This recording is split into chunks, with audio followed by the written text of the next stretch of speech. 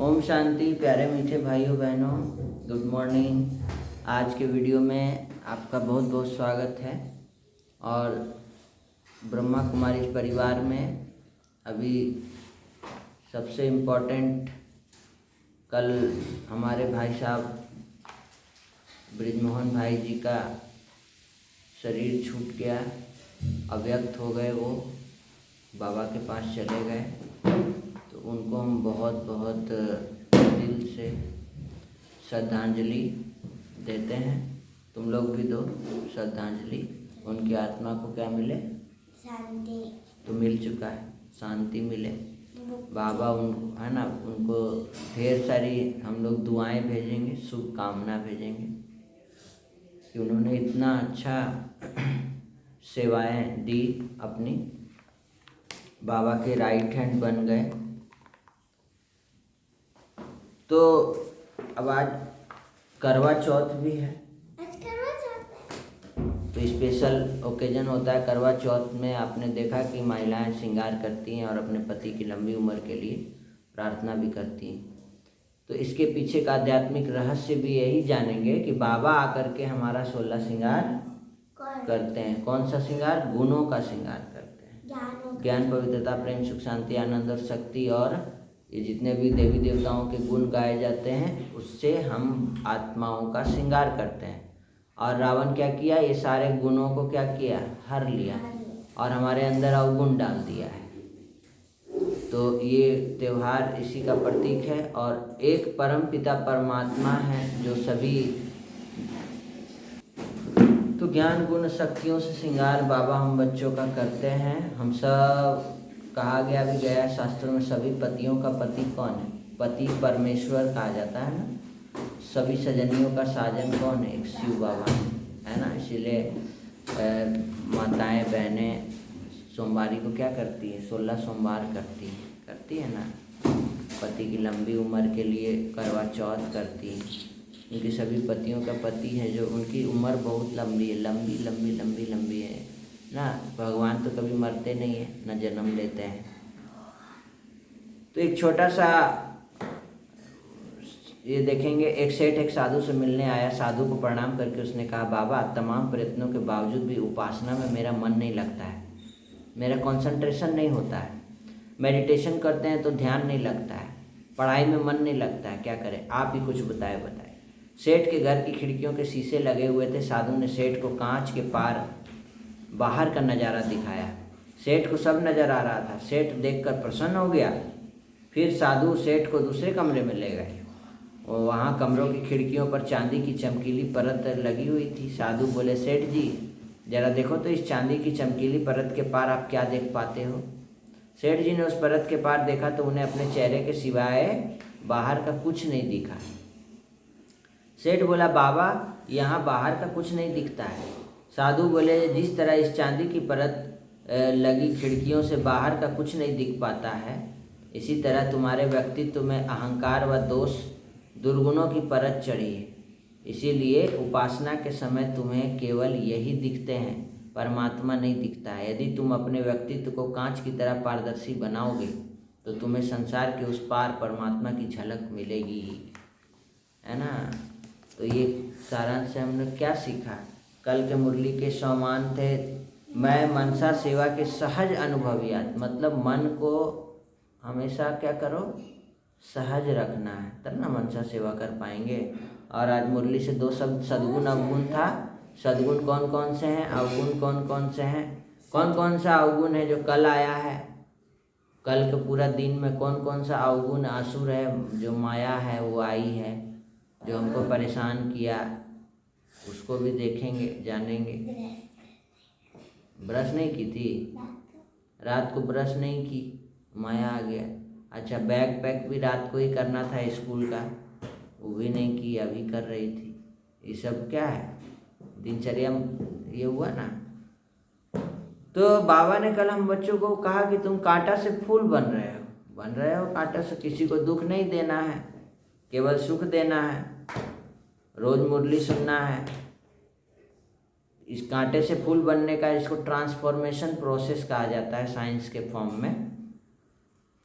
कांटा का क्या प्रतीक है? कांटा मतलब है काम, क्रोध, लोभ, मोह, अहंकार, ईर्ष्या, द्वेष, नफरत, भ्रष्टाचार। है ना, ये सब कुछ है कांटा। फूल मतलब गुणों का वर्णन है, निर्मलता, करुणा, प्रेम, सुखद वाइब्रेशन, पॉजिटिव वाइब्रेशन, सहन शक्ति, ये सब है। तो फूल से मतलब है ब्रेन में पॉजिटिव ऊर्जा फैलती है ना। तो हमको बाबा ने कहा महावीर बनना, स्ट्रॉन्ग बनो, स्ट्रॉन्ग, महावीर विक्रम बजरंगी, है ना। लव और कशिश एनर्जी कनेक्शन विद गॉड, भगवान से हम लोग को एनर्जी प्राप्त होती है ना। आत्मा की ऑरा क्लींस हो जाती है। याद की यात्रा से आत्मा पवित्र बन जाती है। और बाबा ने क्या कहा? मनसा सेवा पुरुषोत्तम संगम युग है। बाबा ने कल हम लोग को होमवर्क क्या दिया था? होमवर्क दिया था कि अपने को मैं आत्मा हूँ, बाबा के लाइट में नहा रहा हूँ, ये होमवर्क। किसी को दुखी देखो तो फूल बनो, शुभ भावना दो, है ना। ये बाबा ने हम बच्चों को बताया। और आज की मुरली में बाबा ने क्या कहा? आज बहुत सुंदर मुरली है बाबा की। आज बाबा कहते हैं मीठे बच्चे, जी बाबा, तुम्हें एक बाप से एक मत मिलती है जिसे अद्वैत मत कहा जाता है। इसी अद्वैत मत से तुम्हें देवता बनना है। आने वाला समय क्या है? एक आदि देवी देवता सनातन धर्म का है। तो उसमें सब कुछ एक होगा, एक भाषा, एक धर्म, एक मत, है ना, सब कुछ एक होगा, एक धर्म। मनुष्य इस भूल भुलैया के खेल में सबसे मुख्य बात कौन सी भूल गए हैं? हमारा घर कहाँ है उसका रास्ता ही इस खेल में आकर भूल गए हैं। पता ही नहीं है कि घर कब जाना है, कैसे जाना है, घर कहाँ है, हम लोग कहाँ से आए हैं। एक तो घर जहाँ हम लोग रहते हैं, दूसरा घर आत्मा का घर कहाँ है। तो आत्मा का घर बाबा क्या बोले? बाप आए हैं सबको साथ ले जाने, तुम्हारा अभी पुरुषार्थ है वाणी से परे स्वीट होम में जाने का। वाणी से परे स्वीट होम, स्वीट होम का मतलब होता है परम धाम, स्वीट होम, ऊपर बाबा का घर, गॉड्स होम, है ना, आवर फादर होम, जिसको भगवान का घर कहा जाता है। अब वहाँ जाने का समय है। रात के राही थक मत जाना, सुबह की मंजिल दूर नहीं। गीत आता है ना, रात की राही थक मत जाना, सुबह की मंजिल दूर नहीं है। समझा? बाप की याद से बुद्धि को रिफाइन बनाना है। क्या बोले? बाबा को जब याद करते हैं तो बुद्धि क्या बनता है? साफ होता है, रिफाइन, फिल्टर हो जाता है। जैसे पानी गंदा आ रहा है मान लो बोरिंग से, तो उसमें डायरेक्ट पानी तो नहीं पीते हैं हम लोग, उसको फिल्टर करने के लिए मशीन लगा के रखा हुआ है। उसी तरीके से ये बुद्धि में भी बहुत सारा कचरा हो गया है, काला काला। जब बाबा को याद करने बैठते हैं ना, मेडिटेशन करते हैं, तो क्या होता है? बुद्धि रिफाइन हो जाता है, फिल्टर हो जाता है, शुद्ध पवित्र बन जाता है। बुद्धि पढ़ाई से सदा भरपूर रहे, मतलब रोज़ मुरली सुनना, बाप और घर सदा याद रखना है और दूसरों को भी याद दिलाना है। इस अंतिम जन्म में क्रिमिनल आई को समाप्त कर सिविल आई बनाना है। मतलब इन दोनों आंखों से तो देख ही रहे हैं, अपने को आत्मा समझो। तीसरा नेत्र खोल के रखना है, जो दुर्गा जी का खुला हुआ है, शंकर जी का। अपने को आत्मा समझना है, ये तीसरा नेत्र का खुलना। मैं हूँ आत्मा, तुम हो आत्मा, मैं हूँ आत्मा, तुम हो आत्मा, आपस में भाई भाई। बाबा कहते पढ़ो पढ़ाई, नहीं किसी से छोड़ दो सब बुराई, सतयुग में पाओ राजाई। तो बाबा कहते हैं बच्चे अब हमको क्रिमिनल आंखों की बड़ी संभाल करनी, दातापन की स्थिति और समाने की शक्ति द्वारा सदा विघ्न विनाशक समाधान स्वरूप भव। हमेशा दातापन के स्टेज में रहना, हमको सबसे शांति मिले, सुख मिले, आनंद मिले, प्रेम मिले, सब कुछ मिले। विघ्न विनाशक समाधान स्वरूप बनने का वरदान विशेष 2 बातों से प्राप्त है। सदा स्मृति रखना है कि हम किसके बच्चे हैं? दाता के बच्चे हैं। इसीलिए मुझे सबको देना है। क्या करना है? देना है, लेना नहीं है। ऐसे नहीं करना है दो दो दो, ए हमको शांति दो, ए हमको खुशी दो, ए हमको सब कुछ दो, नहीं, ऐसे करना है। हमसे सबको शांति मिले, सुख मिले, आनंद मिले, रिगार्ड मिले, स्नेह मिले, सब कुछ मिले, है ना। मुझे खाली देना है, स्वयं के प्रति संबंध संपर्क में सर्व के प्रति समाने की शक्ति स्वरूप सागर बनना है।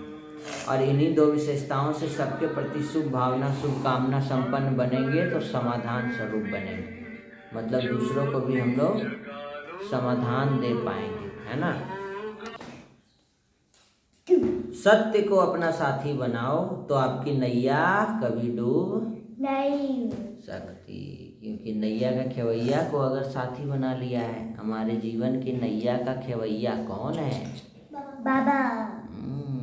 हमारी नाव कभी डूब नहीं सकती। अव्यक्त इशारे में बाबा ने कहा मनसा में सदा शुभ भावना शुभ कामना शुभ दुआएं देने का नेचुरल अभ्यास हो जाएगा ना, तो मनसा आपकी बिजी हो जाएगी। मन में जो हलचल होती है उससे स्वतः ही किनारे हो जाएंगे। अपने पुरुषार्थ में जो कभी दिल से कष्ट होते हो वह नहीं होंगे। जादू मंतर हो जाएगा। मन हमेशा स्वस्थ रहेगा, मन मनाभाव रहेगा। समझा?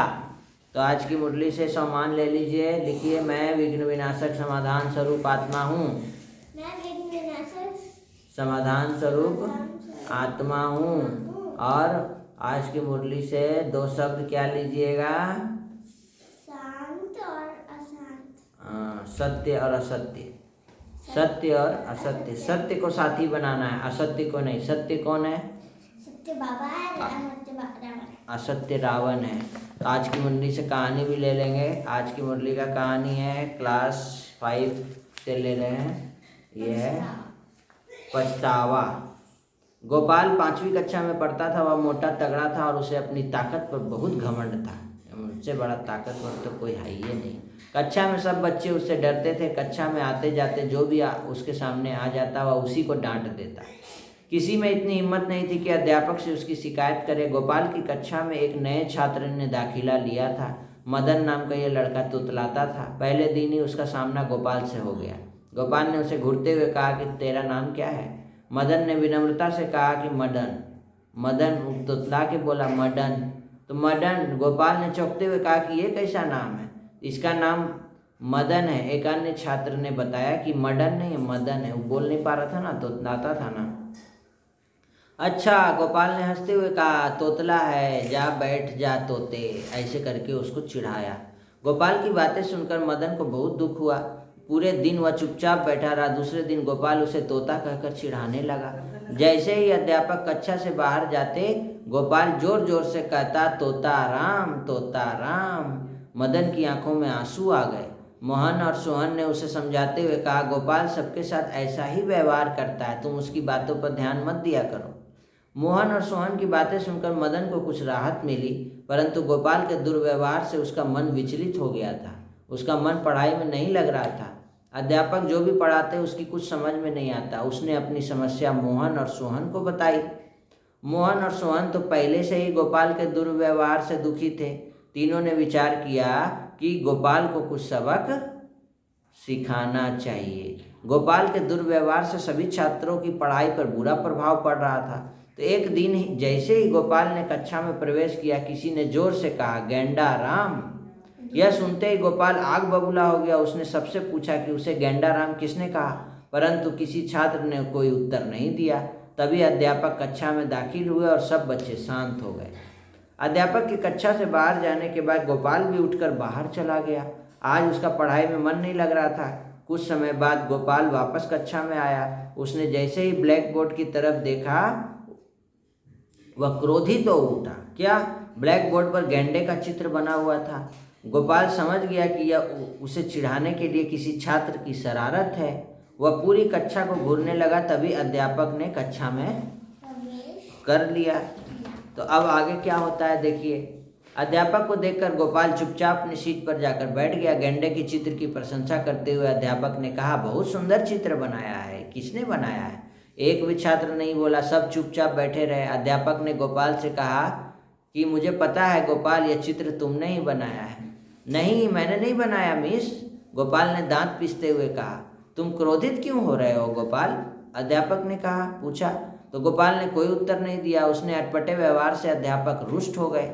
उन्होंने उसे आदेश देते हुए कहा कि कल ड्राइंग में तुम गेंडे का चित्र बनाकर लाओगे। किसका चित्र? गेंडे का चित्र। बार बार गेंडा शब्द सुनकर गोपाल को ऐसा प्रतीत हो रहा था मानो उसका दिमाग एकदम फट जाएगा। वह अपना सिर पकड़कर बैठ गया। तभी उसने विचार किया कि इसी प्रकार तोता तोता सुनकर मदन को भी दुख हुआ होगा। उसे अपनी गलती पर पछतावा हो रहा था। अध्यापक के कक्षा से बाहर जाने के बाद गोपाल ने मदन से क्षमा मांगते हुए कहा कि मैंने तुम्हारे साथ अच्छा व्यवहार नहीं किया, मुझे माफ़ कर दो। मैं तुम सबसे माफ़ी मांगता हूँ और वादा करता हूँ कि कभी किसी के साथ बुरा व्यवहार नहीं करूँगा। इसको कहते हैं पछतावा, है ना। और सब माफ़ कर देते हैं। पछतावा होना भी चाहिए ना, बहुत लोग तो करके पछताते भी नहीं हैं, है ना। और सबसे बड़ा बात है कि मन में अगर पछता रहे हैं और बाहर प्रकट ही नहीं कर रहे हैं, लोगों को फील ही नहीं हो रहा है कि इनको कुछ पछतावा हुआ है। इस कहानी से क्या सीख मिला आप लोग कमेंट कीजिए, कमेंट करके बताइए। और आज का जो 2 शब्द है और सामान है उसका होमवर्क भी बनाएंगे।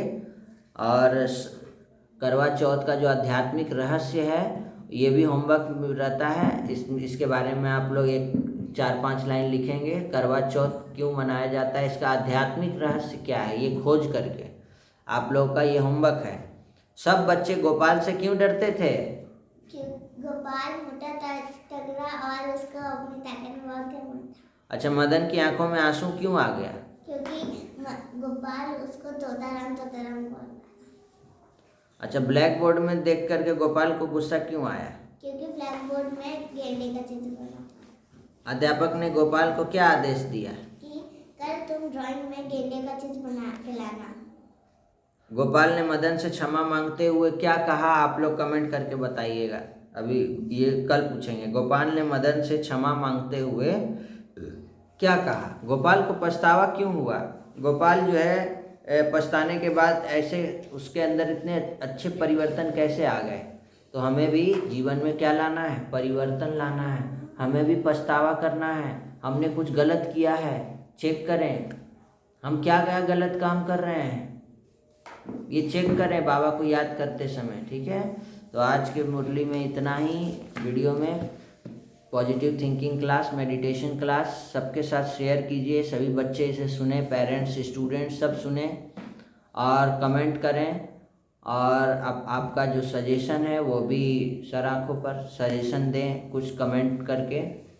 अगर कोई प्रश्न है वो भी पूछें। धन्यवाद। सब मिलते हैं नए वीडियो में। ओम शांति। सबका कल्याण हो, सबका भला हो, सब शांत रहें, सुखी रहें, निरोगी रहें, स्वस्थ रहें, नशा मुक्त रहें।